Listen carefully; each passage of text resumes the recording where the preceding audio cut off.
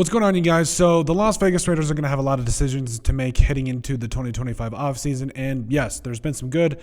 There's been a lot of bad, but there's also been some more good as of late as the Raiders are on a 2-game winning streak. And yeah, we've made some videos about how Antonio Pierce might be back, could be back. Is it enough to save his job? Who really knows at this point? He hasn't really commented on it, which I respect him for that.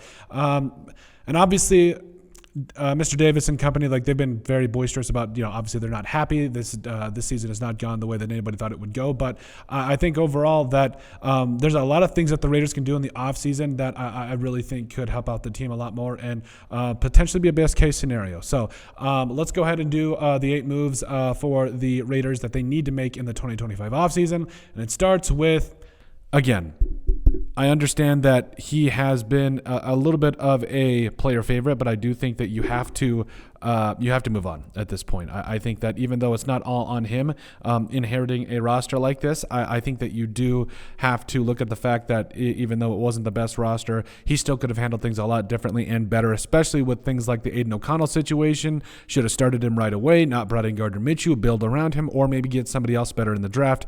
And again, that's not all on him necessarily, but he should have started Aiden O'Connell from the very get-go. And there's a lot of other things he could have handled differently. So I think you do have to move on from Antonio Pierce, and I think you got to find a way to potentially go and find his replacement. And speaking of that, yes, it is find your head coach. I think there are a lot of different options for you from the Raiders' perspective. I think that I would love a guy like Mike Vrabel. Cone Liam, I'm really excited about for what he could do. The Buccaneers OC right now, I think that Cliff Kingsbury could be making a comeback. I think there's a lot of different options for you as the Raiders kind of look to make this transition potentially in the offseason. And like I said, there are coaches right now that could really do some wonders for you, and I do think that that has to be your next step. Number 3, I do think you keep the defensive staff. I mean, they're top 10 in, points, and then they're also top 11 in yards. So I do think you keep them around. I think that Patrick Graham and company have done a really good job especially with the personnel that they've had and how hard that they've played. They deserve to stick around.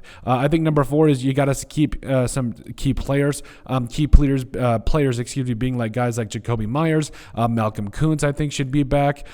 Maybe Nate Hobbs and Jack Jones. Maybe Trayvon Moehrig deserves to be back. So there's definitely some key guys out there, even Adam Butler, that deserve to be back with the team in 2025 potentially and beyond. And so I would be okay if you were signed a couple of those guys. So bring back your key defensive players and some of your other players on offense that have balled out for you. Number 5, I think you got to release Gardner Minshew, because just even having him on the roster, I think, is a bad look, just because how things really went down this season. Yes, you started Minshew because you thought it was the best thing for the team at the time, but Aiden O'Connell has been balling these last couple of games, and also for quarterback to be determined, I think Aiden O'Connell is the perfect backup if he's not going to be your starter moving forward. And if you do it after June 1st, you save like $9.4 million off the cap, even though, yes, you will have some money on the dead cap. That's just how it happens these days. But you could save nearly $10 million just by releasing him after June 1st. Number 6, I think you have to find the right free agents. And I've got a couple outlined here where I think that specifically, so being a Vikings and Raiders fan, I can tell you the best from both teams.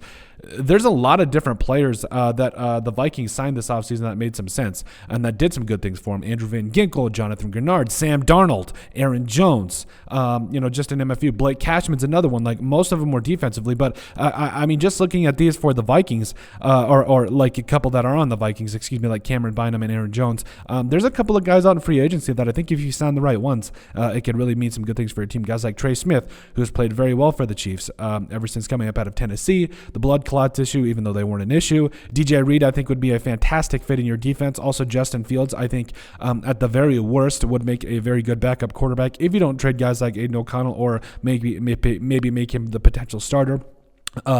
Aaron Jones, I think, would do a fantastic job as your starting running back, at least for a year, if you don't get somebody in the draft. And then also Cam Bynum over the top. I mean, Trayvon Moehrig, I think he could do things over the top as well, but I think that those two would be a perfect tandem over the top. Also, Cam Bynum can play in the box and do a lot of different things for you as well there. And so I think it really does come back to the fact that you have to find the right free agents, because, I mean, the Vikings, had a lot of free agents that came in and did a lot of good things for him. And so I think that the Raiders can do just the same. Number 7, I think you trade Michael Mayer and others. I do think that you have to make a couple of different moves here and try to find a way to get some more draft picks heading into the draft, because this is a rebuild. I don't care what anybody says. You have to kind of move on the fly here and make some things happen, especially with this roster. So I think you try to get as many draft picks as possible, and you go from there. It starts with trading guys like Michael Mayer and company. Maybe even Andre James, maybe even Aiden O'Connell.